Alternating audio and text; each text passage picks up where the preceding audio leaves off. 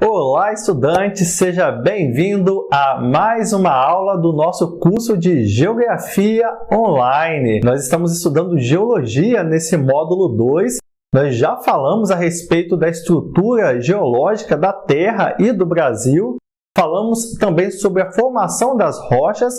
E agora nós vamos entrar numa parte bem legal, bem interessante da geografia e da geologia, que são, olha só, os fenômenos geológicos, terremotos, vulcanismos, tsunamis. Todos esses fenômenos são analisados nessa aula. Eu tenho certeza que você vai gostar muito de aprender. E nós vamos analisar da seguinte forma. Nós vamos começar falando qual é o pensamento, qual é o conhecimento que nós temos hoje a respeito desses fenômenos. Depois nós vamos analisar teorias que tentaram explicar esses fenômenos lá no passado. E nas aulas seguintes nós vamos analisar cada um desses fenômenos geológicos incríveis. E para explicá-los nós vamos fazer em 2 vídeos, tá? Então essa aqui é a parte 1 e depois nós vamos ter a parte 2 dando sequência a esse conteúdo. Eu tenho certeza que você vai gostar muito dessa aula. Vamos começar analisando então qual é o conhecimento que nós temos hoje a respeito desses fenômenos geológicos. Dá uma olhada aqui no quadro. Olha só, a litosfera ela é uma parte da Terra que é formada pelas crostas oceânica e continental, como vimos na aula anterior. E também ela é formada pela parte superior do manto.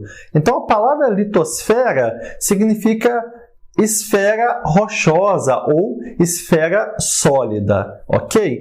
Logo abaixo da litosfera nós temos também a astenosfera, que nós já falamos também na aula anterior. E nela ocorrem movimentos que arrastam a litosfera, provocando ruptura em placas. Essas placas são as placas tectônicas. Então, à medida que há esse movimento e essas placas se movimentam, nós temos então a ocorrência desses fenômenos geológicos que nós estamos falando.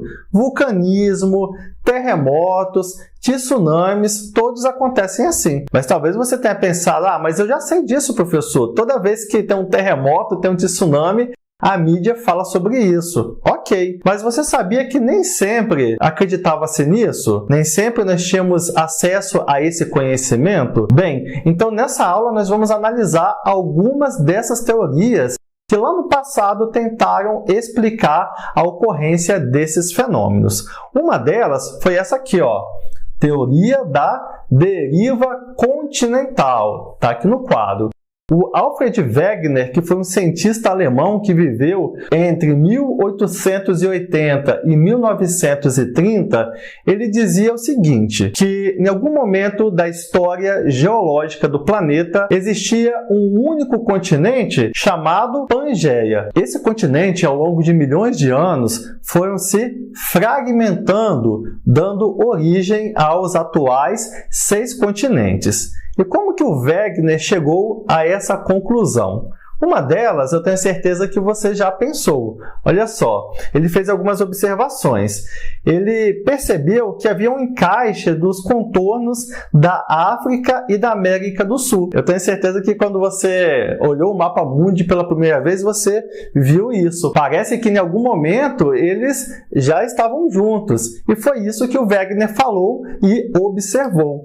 Também, ele fez outros estudos e percebeu a presença de rochas e fósseis semelhantes tanto na América do Sul quanto na África. E aí ele chegou a essa conclusão. Ele apresentou o resultado dos seus estudos, da sua teoria, para a comunidade científica do seu tempo e daí os cientistas falaram, bem, Wegener, tudo que você falou faz sentido, mas tem uma pergunta. A pergunta é, qual foi a força responsável pela separação dos continentes? Aí o Wegener coçou a cabeça e falou assim, não sei.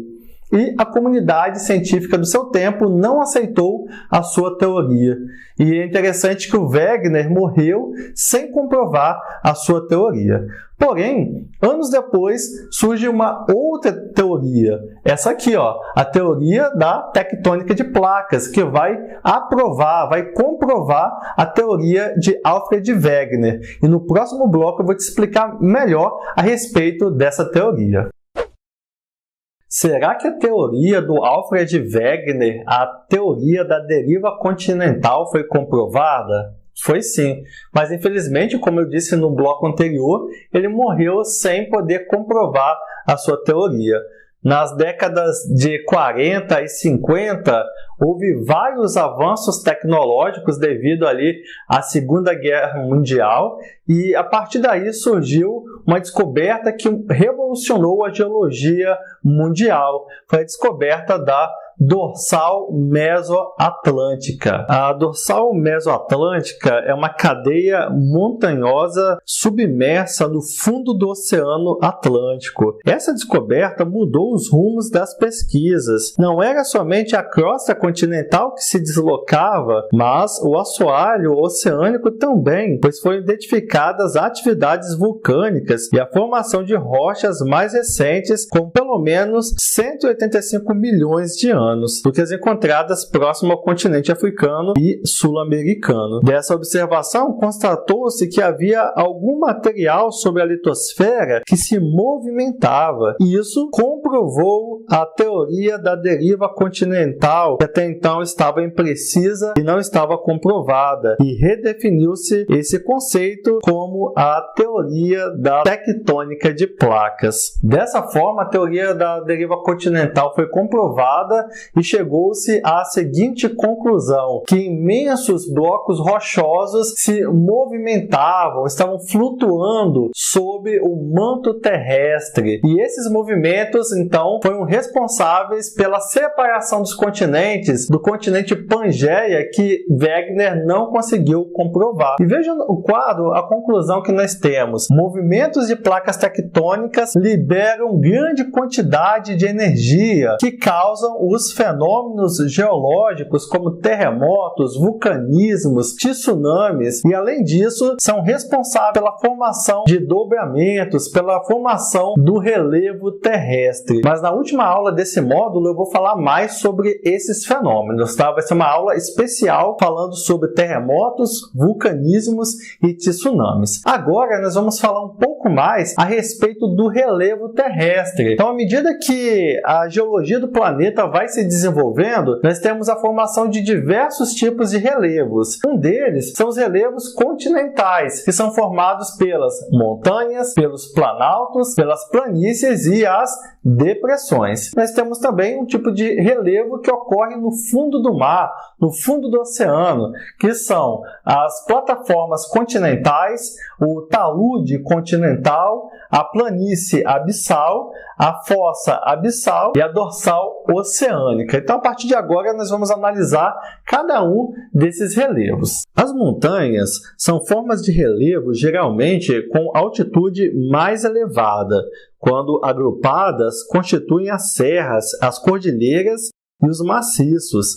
As montanhas formadas mais recentemente no tempo geológico costumam ser mais altas, com vertentes mais íngremes e maior dissecação dos vales fluviais. Já as mais antigas geralmente apresentam menores altitudes e vertentes mais suaves em virtude do maior tempo de atuação dos processos erosivos. Já os planaltos são superfícies mais ou menos planas, situadas em diferentes altitudes e delimitadas por escarpas íngremes. A origem dos planaltos pode ser diversa e, por isso, eles podem ser chamados de planaltos de erosão, planaltos vulcânicos e planaltos tectônicos. As planícies são formas planas ou pouco inclinadas, onde predomina o processo de deposição de sedimentos. Elas podem ser classificadas em planícies marítimas ou costeiras e continentais. E as depressões são áreas geográficas com altitude menor do que as áreas ao redor, depressão relativa, ou do que o nível do mar, depressão absoluta. A origem das depressões pode estar associada aos agentes internos ou aos agentes externos, que nós já analisamos na aula anterior, como é o caso da depressão periférica paulista, formada pela ação erosiva dos rios. Agora nós vamos falar a respeito do relevo oceânico. Vamos começar analisando a plataforma continental, que é constituída pela continuação da margem dos continentes da crosta continental submersa pelas águas oceânicas. Já o talude continental é a formação sedimentar inclinada em direção ao fundo do oceano. A planície abissal é uma área profunda e relativamente plana que se estende da base das elevações continentais até os relevos íngremes das cordilheiras oceânicas.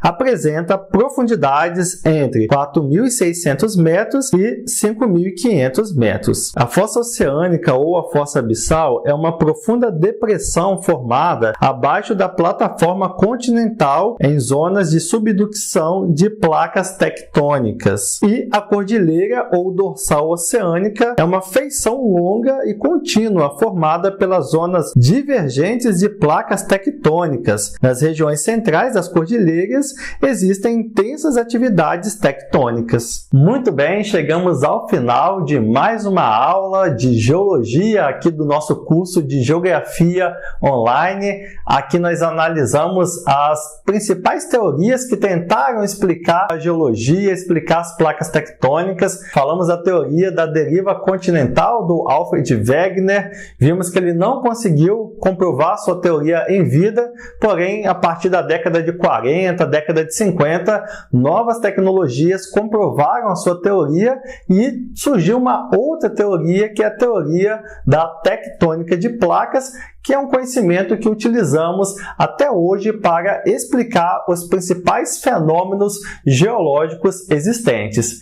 E no final da aula você analisou aí as principais características tanto do relevo continental quanto do relevo oceânico. E se você ficou com alguma dúvida a respeito desse assunto, você pode ficar à vontade para comentar, para perguntar na área disponível para comentários aqui da nossa plataforma. Eu vou ter um imenso prazer em responder às suas dúvidas. Aproveite para compartilhar esse curso com os seus amigos, com pessoas que você sabe que têm interesse em aprender geografia. Espero que você tenha aprendido e eu te vejo na nossa próxima aula. Tchau!